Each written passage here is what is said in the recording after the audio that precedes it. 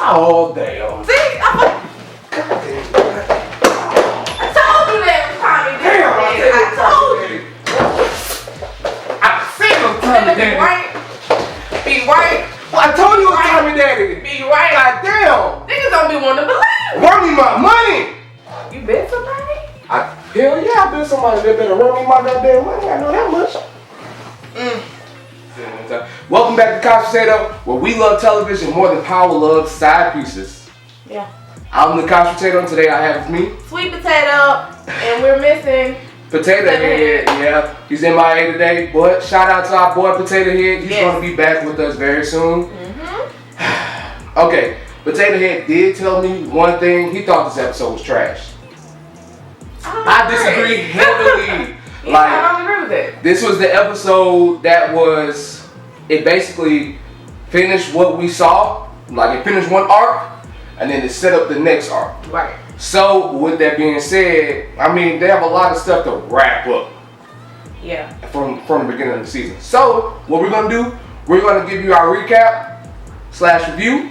And then at the end, we'll give you some of our theories and just tell you a little bit about what we think. So, catching up with the agents, we pretty much find everybody, of course, suspended, but... Except Mock. Right. Because he talked himself out of being suspended. Slid himself out of it. Yeah. So, now he pretty much has more power. I love the way they set the power. He has more power, technically, than the rest of the agents. Right. They all suspended. They can't come to work.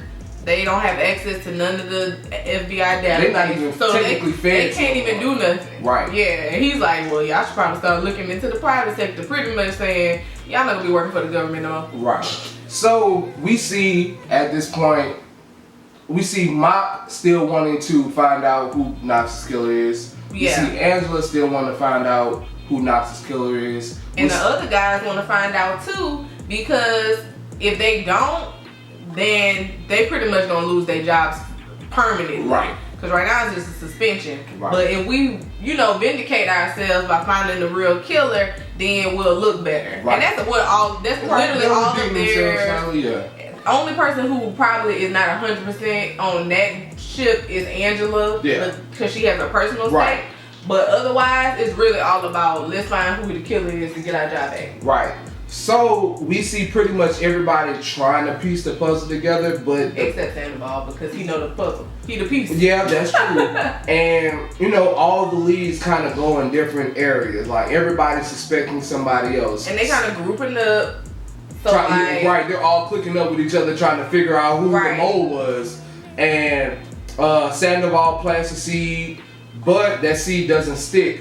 Going into the end of the story, you tried depending on the angry black guy from the trial that Proctor had blamed, and so that was one angle that Sandoval and what's the only white guy in the group with them? That guy. Well, I can't remember his name. I can't either. That's because he's never been important enough for me to remember his name. Donovan? No, Donovan's the black guy. Yeah. But with that being said, he actually kind of came up for a second as somebody that could have done it, but they all, he's not a murderer. He's, like, they all downplayed him. So if he was it, that would have been a cool... Yeah, that would have been cool, to see how everybody would have downplayed him. Sandoval had... I don't know. Sandoval crazy. He went to the black man's house to kill him. Yeah. Like, knocked on his door. Who does that? I'm just gonna knock on your friend door. I mean, he did that for Grant, too? I mean, he was going to do exactly the same thing. He was going to go in, talk to him a little bit, see what he knew, and then Greg his ass.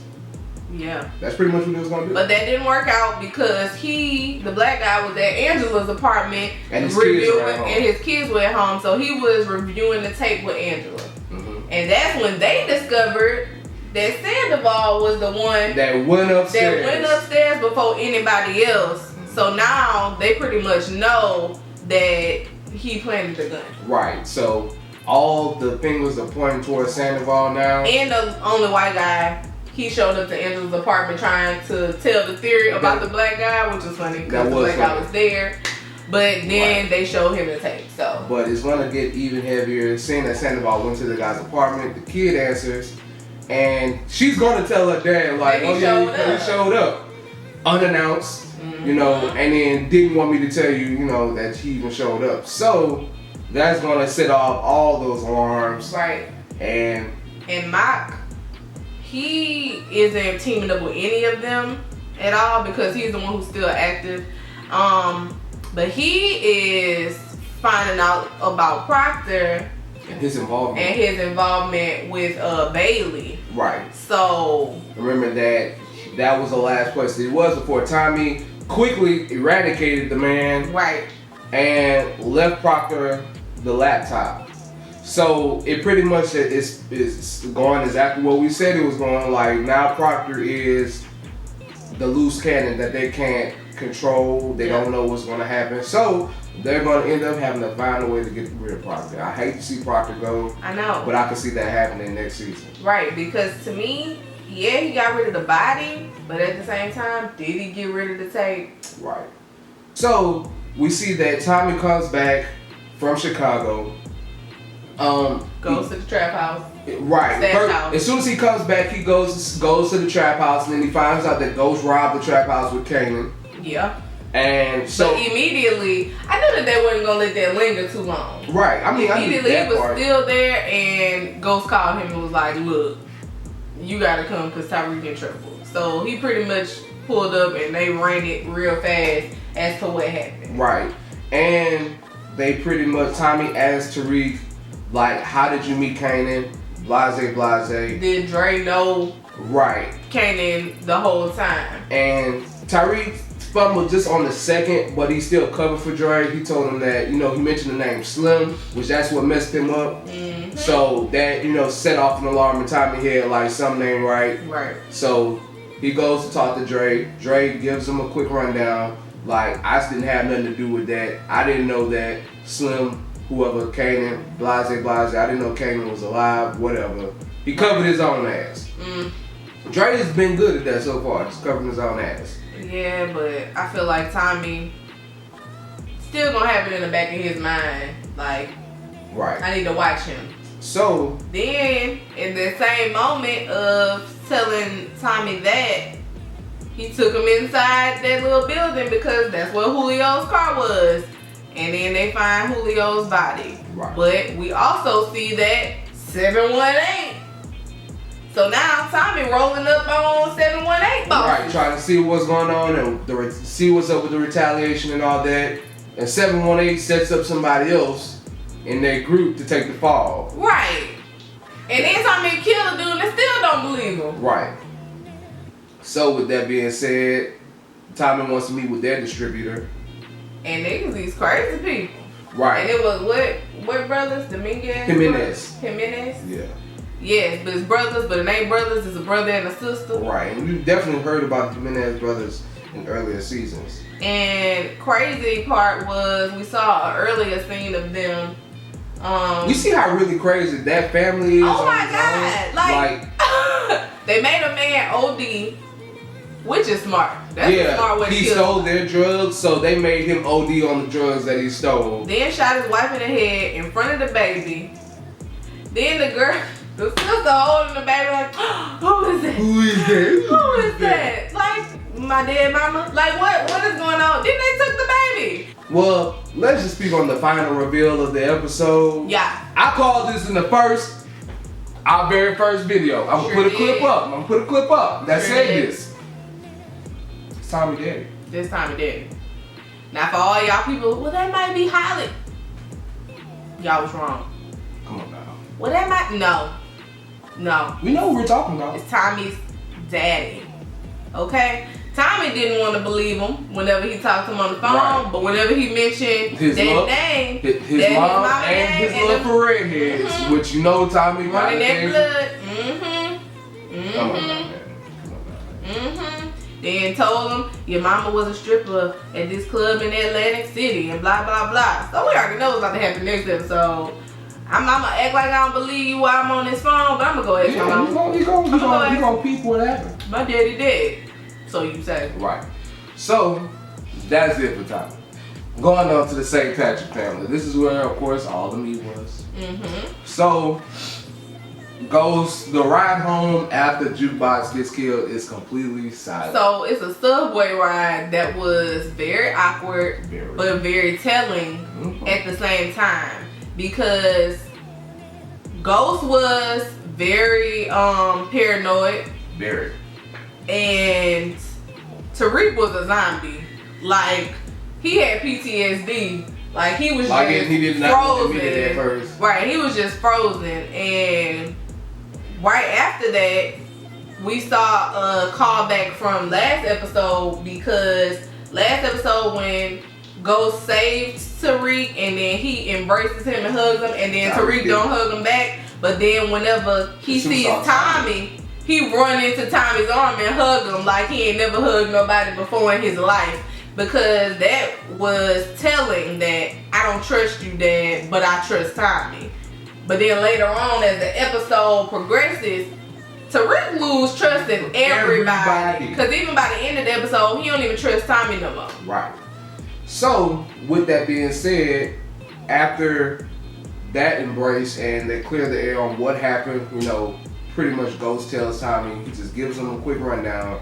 Once they get back home, it's just up. Like, Tasha's like, where were y'all? What happened? And I want to know from him. And Tariq instantly flashes because his mom has been lying to him too. His mom lied to him about Sean. Yeah. He had and that was the name of the episode, You Lied to My Face. And he told her, you lied to my face about how Sean died. And he was yelling, and I know he digging at Tasha, but I'd have slapped the shit out of my son. He would have been picking himself up off the floor. I'm sorry. So, after that, after Tariq goes to his room, Ghost and Tasha just pretty much have the stupidest, loudest argument ever. Like, the niggas ain't going to the bathroom, like run the shower. Like the other children ain't at the house. I don't know if they have like a washroom in their apartment, but they could have went in there and just ran the dryer. Right. Like something. What I liked about that scene, first of all, it was shot really well with the mirrors. That was nice. But Ghost was trying to give it to Tasha, but Tasha ain't about that life no more. You ain't about to be talking to me crazy no more. And Tasha's character is finally gaining a backbone. Yeah, that's true. She's tired of being Ghost Bitch, pretty much. I mean, because he was really like, you ain't tell me that this was going on and he got kidnapped and blah, blah, blah. You only had one job. I was like, nigga, I know you just ain't say that. I know that you just ain't say that. And I was like, if she don't call him on that line, I can't. But she wasn't playing with his ass. One job, nigga. I gotta raise your kids. I gotta find bail money for you. I gotta sit here and deal with your side chick all the time. Deal with your lawyers. You got me fucked up. So pretty much after hearing the argument that they were having, Raina don't really have no trust in her parents anymore either. Right. So then that leads into the scene where Raina and Tasha are in Raina's room, and Raina's just like, look. Right. I'm overhearing stuff. Tariq acting crazy. Like. Right. And then, because Tasha was telling her, like, to stay away from Kanan. And she like, nigga, you telling me to stay away from this dude. And you ain't even telling me who the nigga is. Right. So, like, what's up? Y'all treating me like a kid. Like, y'all can't tell me nothing. But I'm tired. So, what's up? Pretty much. Right. And then she stood up and everything on Tasha. Really and then Tasha trying to pause and stuff. She's like, I'm waiting. hit her with the sideways, like, so. Right. But they pretty much, I mean, Tasha didn't really inform her on much more. She just pretty much told her that she should just try to stay away from strangers, and she really needs to look out for her brother and be there for him and stuff like that right now in this time. And when he starts to be sneaking out and stuff, to make sure she tell her. Right. But that leads into, sticking with Raina. Sticking with Raina and Tariq, that leads into a scene between the two of them. Okay, so now Tariq back home. He know all of this stuff. He tripped out. He done got lean. And he's still getting high. And then Raina comes in his room and was like, bruh, I don't know what's going on with you, but like we fuck our parents. We can get out of somewhere. Like I found this school that's in Connecticut. She like fuck New York altogether. We can go to this school in Connecticut. We can convince them that it's better for us and safer for us to be there. So we ain't gotta deal with them no more, and we can just be straight. Yeah. Apart from all of their bullshit, and he's still acting crazy Cause you could tell she really trying to have his back now. Cause she's starting to kind of get an understanding. She don't trust her parents neither. Right. So she's trying to find that common ground with Tariq. Like, nigga, you my brother. Right. I love you. Me and you, let's just get out of here and fuck the rest of them. Exactly. And then there was a moment in that at the end of that scene where he was all high and stuff. He was extra high. And like he ends up pushing her.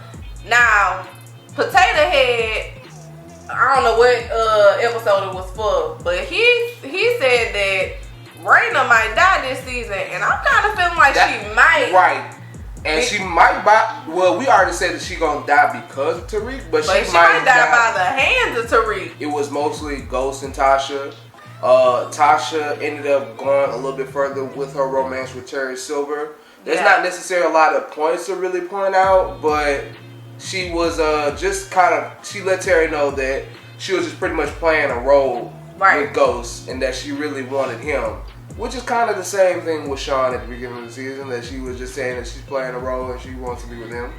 So we'll see how that goes a little further. But, okay, this is how you know when your relationship is over, when like all of this is over, like everything, is when another guy sucks on your woman titties. If she sucks on, like if he sucks on them titties, it's over with. That is sacred. The sacred titty suck, like you saw what happened with Tommy. The titty suck was sacred. Mello was at his home crying. I don't know who Natora not like married to. Well, she got a baby father. I would still be highly upset because you could do a whole lot of other stuff other than suck on the titties. Like them is my titties to suck on. Like that's how I would feel. So that's how you know it's like everything that's going on with Ghost is a facade. Yeah. Like that is a facade for sure. Yeah, like honestly, you could tell that she all the way out of love with him, and she been out like that's been happening. Whenever she stopped being tit for tat, and then she just started going about her life, she was over it. Speaking of that, that was pointed out in the show. See, Stern, because he plays a Stein too, so that was confusing. Stern set up an interview for the St. Patrick's to put on a certain image. So that for whatever that Stern has planned, I do not fully know, but he's just trying to use Jamie to congressmen stuff and council members and all of that. So the interviewer asked Tasha why she didn't have her ring on. Tasha gave a very good excuse, and they did well for the interview. Yeah. So right before they had like to go to the club where Tasha and Ghost had to go and then put on for more political people, he got her another ring, but the interviewer pointed out, and she was actually going with her move on Ghost, but she was like, you know what? That she's out of love. Like it's like obvious. I can tell. Like, I look at her. Right, I can look and tell. So, I mean, if she could tell, that means that other people. Everybody can tell. And like I said, she was going with her move on Ghost, so she want to go ahead and get ghostly. That's why I'm just like, Power, they love a side piece. Like in real life, they really do. They do. And in that same setting, we see finally Lorenz Tate been announced like at the beginning of the season. Right. Everybody's been waiting to see him, and he finally shows up. But when he shows up, he has a small conversation with Ghost. Pretty much showing that he supports Ghost and loves to see a strong black man, and seeing what he was able to deal with and get out of. After that conversation, Stern was like, I don't want you talking to him at all. So that was the first sign of weakness that Ghost will find a way out of this. We're going to go into some of our theories and what we think is going to happen from here on. I'm actually on the Raina's gonna die train now. I didn't want to be, but I think it's happening by the end of the season. That is it for our recap of Power episode 7. We almost at the end of the road. I know. It's so sad. I know, man. It made me want to sing Boys and Men. Okay. Don't. Of this episode, what theories do you have? We would love to know. Also, who's going to die by the end of the season? We got a few more people that people said was on the chopping block. Dre don't look like he going, like I said. Right. So Let us know down in the comments below. Follow us on our social media. We'll follow back, and we love to have further discussions. Discussions. Alright. Trademark. So, I'm the couch potato. Sweet potato. I'm gonna see you guys later.